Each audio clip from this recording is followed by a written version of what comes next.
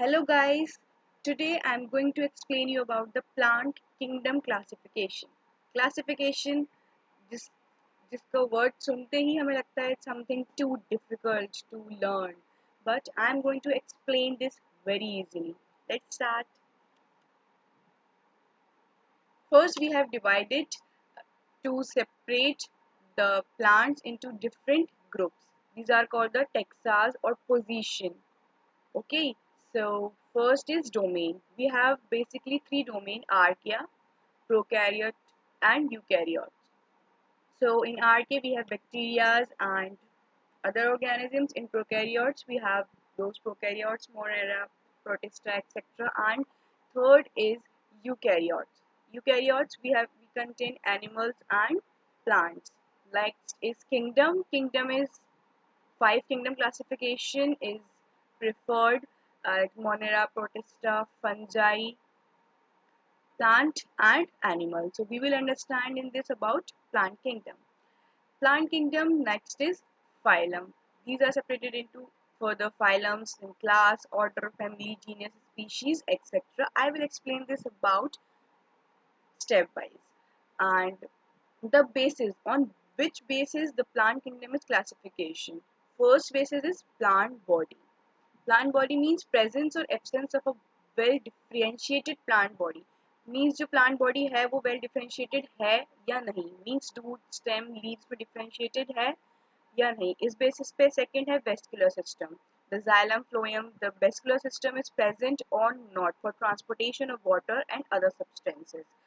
Third basis is seed formation. Like seeds are forming in those plants or not, or they are naked or enclosed in the food. On these, basically, mainly these three are the criteria on which we can divide the plants. First is that eukaryota, that is domain. Next, here multicellular organized cell organelles. Eukaryotes कौन से होते हैं? जिनके sales के अंदर cell organelles बिल्कुल organised होती हैं, मेम्ब्रेन होती है, सेल मेम्ब्रेन प्रेजेंट होती है, हमें सारी सारी ऑर्गेनेलीज हम डिफ्रेंशिएट कर सकते हैं. And they are all multicellular means unicellular organisms present नहीं होते. Next is kingdom, and kingdom is plantae. And plantae kingdoms means these are autotrophs, means they make their own food, but some exceptions are there, but normally they are autotrophs. And non-motile, plants are non-motile. They cannot move from one place to another. They can do movement but cannot do locomotion. Next, they are separated into subkingdoms. These are called subkingdoms: cryptogamy and phanerogamy. Cryptogamy means non-flowering, seed bearing. Sorry non flowering, non seed bearing. Flowers नहीं होते इनमें और ना ही seeds होते हैं. And in phanerogamae these are flowering and seed bearing, means इनमें flowers भी आते हैं और ये सीड भी बियर करते हैं. Next cryptogamae. Cryptogamae is further differentiated into non vascular and vascular. Non vascular में जिनके पास no xylem and phloem, those who do not contain xylem and phloem, vascular system, and vascular who contains those conduction tissues. And non-vascular are further classified into thallophyta and bryophyta. Thallophyta means जिनकी body primitive होती है, thallus like body होती है, बिल्कुल एक मास रखा हो जैसे किसी भी ग्रीन कलर का, look that types, that sort of appearance होता है उसका. And they are not differentiated into root, stem and leaf. Next is bryophyta. They are differentiated but not into true roots, stem and leaves. They are differentiated into root like, stem like and leaf like structures. वो ऐसे small structures से बनी हुई होती है जो कि Thallophyta और पेरिडोफाइटा के बीच की लिंकेज है ना. So and that they are also known as the amphibians of plant kingdom. For the differentiation between three these groups, you can refer to my another video. I will give you a link in the description. And next is vascular is differentiated into pteridophyta. Pteridophytes are differentiated into true roots, stem and leaves because here the vascular system is present. But in bryophyta, false vascular system are present. Like instead of xylem, here hydroids are present in foliose type of plant body, and in an irreplaceable to phloem, here leptoids are present. And Pteridophyta are called the reptiles of plant kingdom. But Thallophyta is not spore bearing. Okay, Bryophyta and Pteridophyta, these both are spore bearing. They produce spores for their reproduction. Bryophyta is linkage between Thallophyta and Pteridophyta. That's why it contains the characteristics of Thallophyta and Pteridophyta both. These are the examples. Like Thallophyta is further divided into algae, that is autotrophic, and fungi, that is parasitic or saprophytic, and lichens in symbiotic relationship. Symbiotic relationship between algae and fungi. Thallophyta look like this. Like these are not differentiated into true root, stem and leaves. They are like बस green color का एक mass रखा हुआ है. And the examples of algae are Chlamydomonas, Volvox, Celothrix, Physalia, Yelva, Hydrodictyon, etc. And fungi are parasitic, so this looks like that.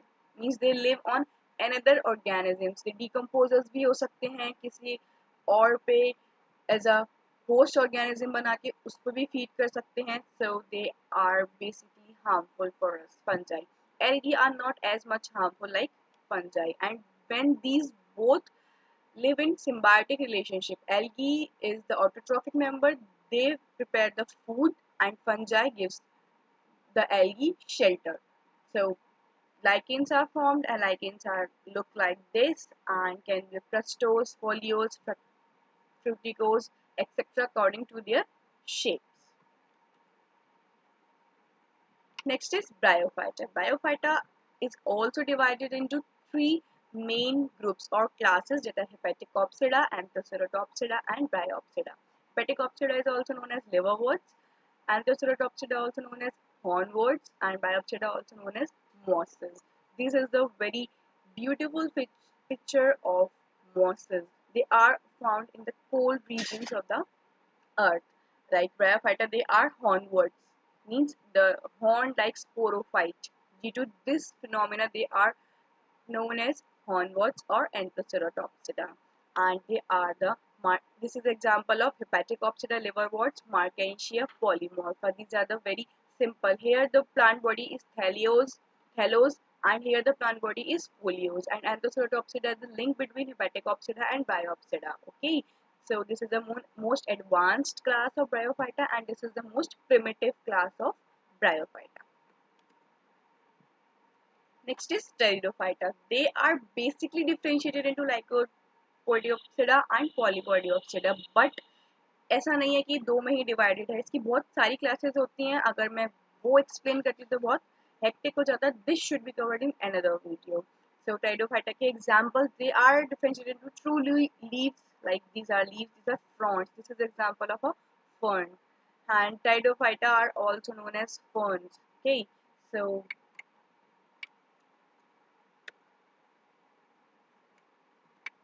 Pteridophyta example are Equisetum, Selaginella, Smindia, Lycopodium, Phlegmaria.